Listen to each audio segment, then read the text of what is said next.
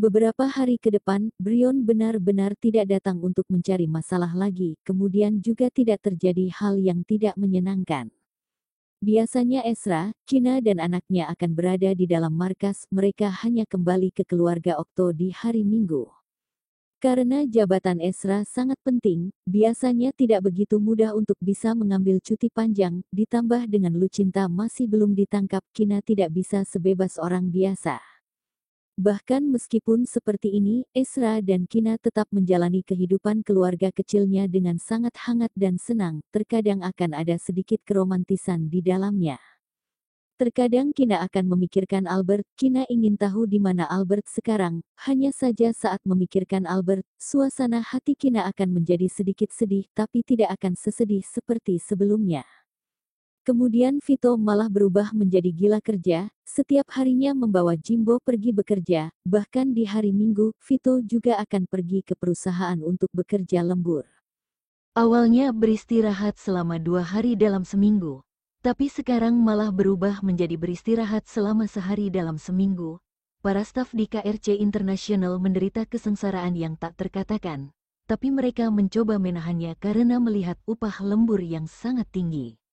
Beberapa manajer tinggi pernah pergi menemui Vito, menyarankan untuk mengembalikan aturan yang beristirahat selama sehari dalam seminggu menjadi beristirahat selama 2 hari dalam seminggu. Tapi malah ditolak oleh perkataan Vito, lihat aku, lebih hebat dan lebih bekerja keras dari kalian.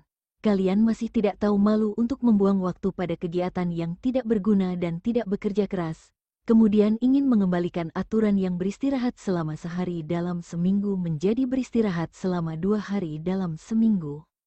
Apakah kalian bisa tidur dengan nyenyak di malam hari? Setelah mendengar perkataan ini, beberapa manajer tinggi tiba-tiba merasa sangat malu. Mereka tidak berani memikirkan masalah tentang mengubah waktu kerja lagi. Beberapa hari kemudian, aula di lantai pertama KRC International menempel sebuah slogan sinis yang dikatakan oleh Vito pada manajer tinggi. Jadilah lebih hebat dan bekerja keras. Oleh karena itu, aturan yang beristirahat selama sehari dalam seminggu sudah diputuskan. Tidak ada lagi karyawan yang membicarakan masalah tentang ingin kembali ke aturan yang beristirahat selama 2 hari dalam seminggu. Bagaimanapun juga gaji dan tunjangan di KRC International merupakan yang terbaik di dalam industri. Terutama upah lembur sangat tinggi.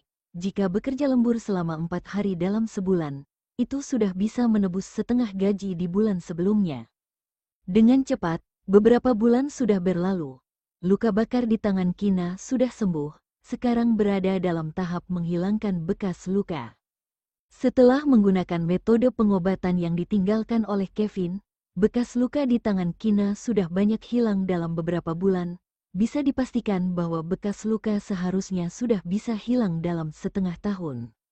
Pada siang hari ini, Kina tiba-tiba menyadari bahwa anaknya tiba-tiba tumbuh 4 gigi secara bersamaan.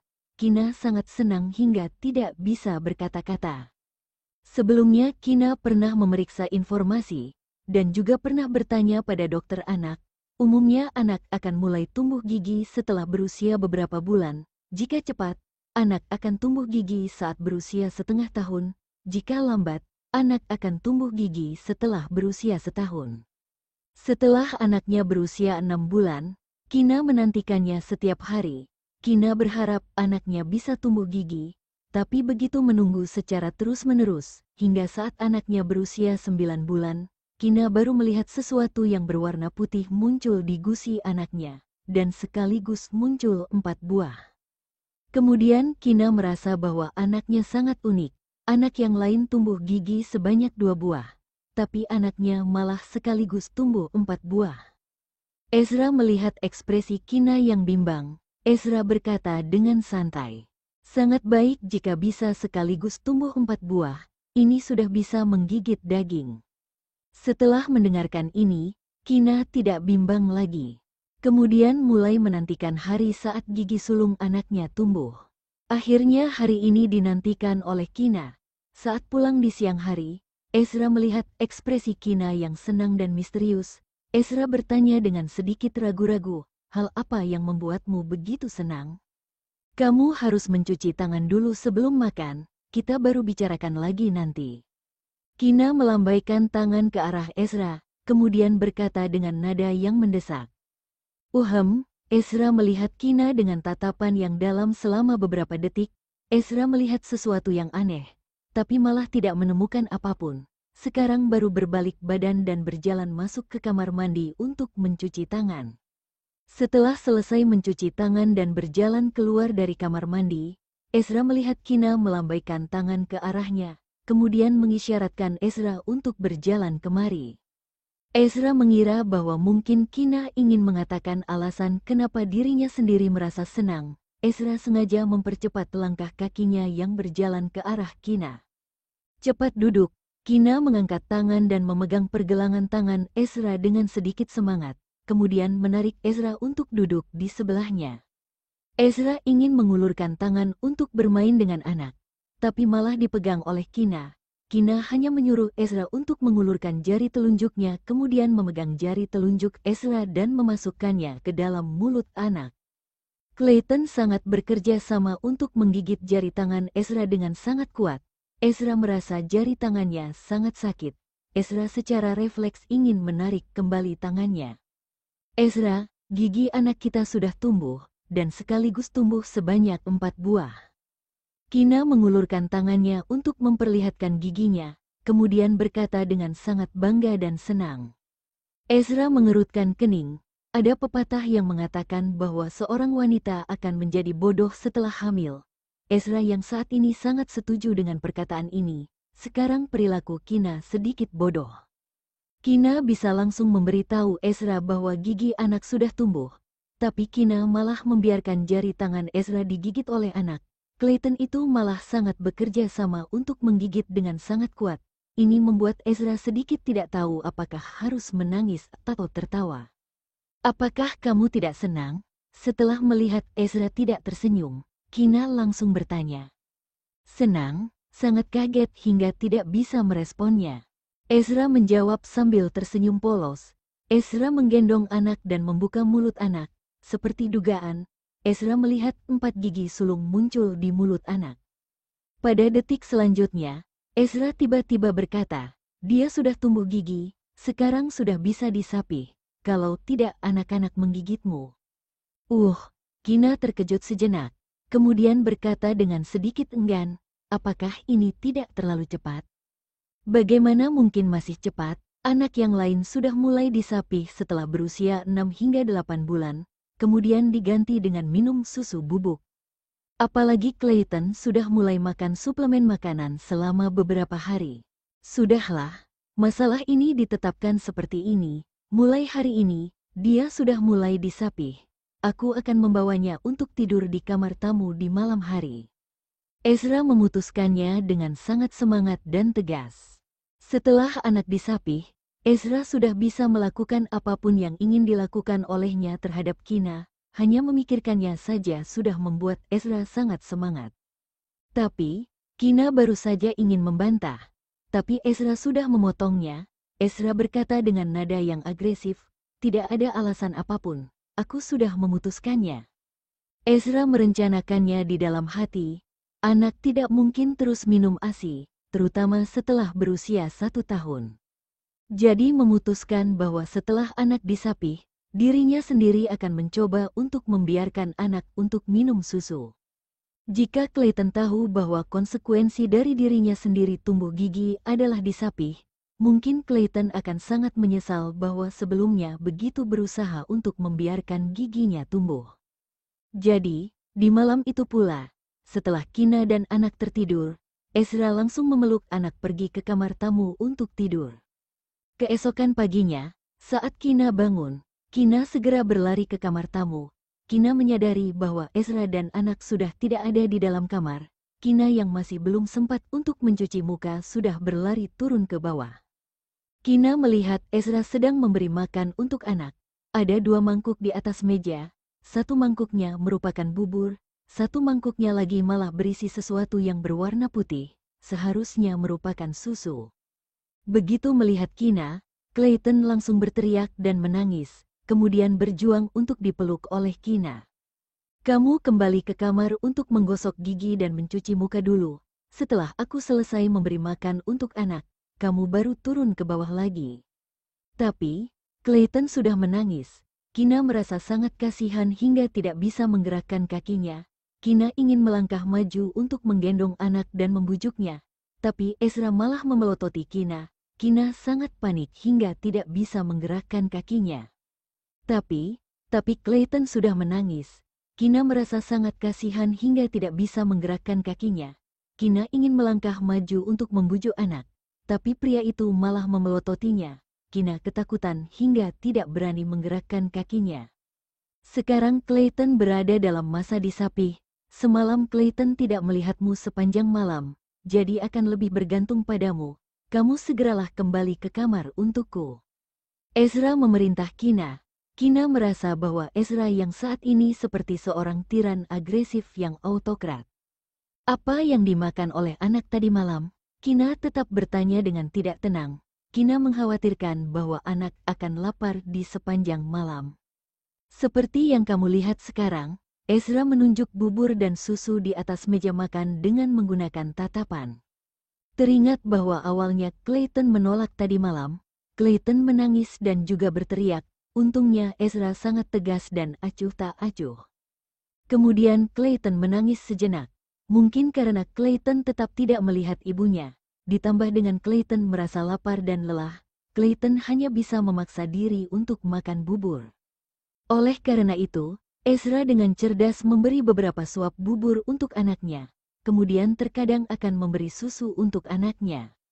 Clayton sepenuhnya tidak bisa menebak bahwa suapan berikutnya merupakan bubur atau susu. Saat Clayton ingin muntah, itu sudah terlambat. Jadi pagi ini, Ezra mengikuti cara yang sama. Clayton menyatakannya dengan sangat menyedihkan. Wuh. Kasihan selalu aku. Ayah sangat jahat, menggertak anak kecil, dan menipu anak kecil. Kalau begitu, aku naik ke lantai atas dulu. Setelah melirik anaknya dengan enggan, Kina berlari ke lantai atas dengan cepat. Kina kembali ke kamar untuk menggosok gigi dan mencuci muka. Begitu melihat punggung ibunya yang berjalan pergi, Clayton menangis dengan sangat kencang. Ezra mengambil kesempatan ini untuk memasukkan sesendok susu ke dalam mulut anaknya. Clayton menangis hingga tercengang, kemudian segera memuntahkan susu itu. Begitu melihat anaknya memuntahkan susu, Ezra juga tidak marah. Ezra memberi sesendok bubur lagi ke anaknya dengan tersenyum polos. Clayton langsung memuntahkannya secara refleks, tapi pada detik selanjutnya malah merasakan rasanya sudah benar. Clayton menjilatnya kembali. Aku adalah ayahmu, aku akan menanganimu secara khusus. Ezra berkata dengan bangga. Setelah selesai memberi makan untuk anak, Ezra baru menelepon untuk menyuruh Kina turun ke bawah. Di dalam ruang tamu, Clayton yang sudah kenyang dan merangkak di sofa. Begitu melihat Kina, Clayton segera mengulurkan sepasang tangan ke arah Kina. Kina langsung memeluk anak, tapi Clayton segera menggosok-gosok di dada Kina. Tangan kecil juga menarik pakaian Kina, yang mengisyaratkan bahwa ingin minum ASI. Begitu melihat adegan ini, Ezra yang ada di sebelah langsung memasang wajah yang galak. Ezra langsung menggendong anak. Ezra berkata dengan tegas, Clayton sudah kenyang, jika menyusuinya lagi, Clayton akan kekenyangan hingga muntah. Begitu melihat bahwa dirinya sendiri kembali ke tangan Daddy yang jahat lagi, Clayton langsung menangis. Clayton terus mengulurkan tangan ke arah Kina, dan tidak ingin membiarkan Ezra memeluknya. Aku akan memeluknya saja, aku tidak akan menyusuinya. Kina berjanji, Kina tidak bisa melihat anak menangis. Begitu dia menangis, Kina akan merasa tidak tega. Ezra ragu-ragu selama beberapa detik, sekarang baru menyerahkan anak kepada Kina. Begitu kembali ke dalam pelukan ibu, Clayton segera berhenti menangis. Dia membenamkan wajah kecilnya di depan Kina, sama sekali tidak ingin melihat Ezra. Begitu melihat ekspresi anak yang lucu, Kina sedikit ingin tertawa. Jangan-jangan Clayton sudah menyimpan dendam, haha. Ini lucu sekali. Setelah sarapan, Ezra terus memperingatkan Kina untuk tidak menyusui anak. Ezra sudah memperhitungkannya dengan baik. Ezra akan pulang di siang hari untuk memberi makan Clayton itu. Tapi rencana tidak bisa berjalan sesuai rencana. Pada pukul 11, Clayton sudah menangis untuk meminta makan. Kina mengikuti cara yang digunakan oleh Ezra. Ia menyiapkan semangkuk susu dan semangkuk bubur. Tapi baru saja menyuap sekali, Clayton langsung memuntahkannya. Setelah selesai memuntahkannya, Clayton menangis dengan sangat kuat. Mulut kecil yang kotor menggosok-gosok pakaian Kina yang ada di depan dada. Pada akhirnya, bubur dan susu sudah menjadi dingin. Clayton sama sekali tidak makan. Begitu melihat anak menangis dengan sangat kuat, Kina merasa tidak tega. Kina berpikir bahwa pria itu juga tidak ada di rumah. Kina diam-diam menyusui anak. Pria itu seharusnya tidak tahu tapi masih belum selesai menyusui anak. Pria yang disebut oleh Kina itu sudah pulang kerja. Kina, kamu malah menyusui anak tanpa sepengetahuanku. Ezra berkata dengan serak dan tidak senang. Setelah mendengar suara ini, Clayton yang ada di dalam pelukan Kina segera bersembunyi di tubuh ibunya. Clayton menjadi semakin berusaha untuk minum ASI. Clayton takut bahwa pada detik selanjutnya akan ada orang yang merebut makanannya dengan kejam. Clayton sudah lapar, tapi tidak mau makan makanan yang lain, jadi tidak mungkin terus membiarkannya menunggumu kembali untuk memberinya makan. Kina merasa sedikit bersalah. Kina membantah dengan nada tidak terlalu percaya diri. Sekarang Clayton sudah mulai disapih. Bahkan jika kamu tidak bisa membiarkannya makan makanan yang lain, kamu juga tidak bisa menyusuinya. Tapi, sebelumnya dia terus minum ASI, meski terkadang akan makan suplemen makanan.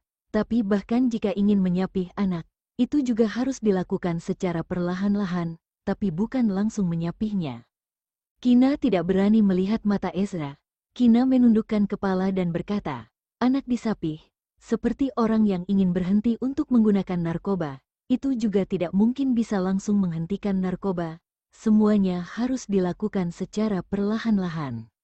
Jangan diulangi lagi, kedepannya jika membiarkanku tahu bahwa kamu diam-diam menyusui anak lagi, lihat saja bagaimana aku memberi pelajaran kepadamu di malam hari.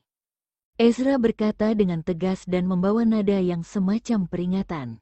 Kina tidak berani berbicara lagi. Kina tahu bahwa pria ini pasti tidak akan bertindak lembut jika ingin memberi pelajaran kepadanya. Kina berpikir di dalam hati, nak, sekarang ibu juga tidak berdaya, ibu tidak berani menantang dedimu, kamu banyak berdoa saja. Setelah memiliki pengalaman di malam sebelumnya, pada malam hari, Ezra berencana membawa anak ke kamar tamu untuk tidur. Tapi Clayton segera terbangun. Clayton membuka matanya dan melihat ayahnya yang jahat. Clayton tiba-tiba menangis dengan kuat. Ekspresi wajah Ezra menjadi serius. Ezra takut bahwa anak akan membangunkan Kina. Ezra segera memeluk Clayton untuk berjalan keluar dari kamar. Mereka berjalan ke arah kamar tamu.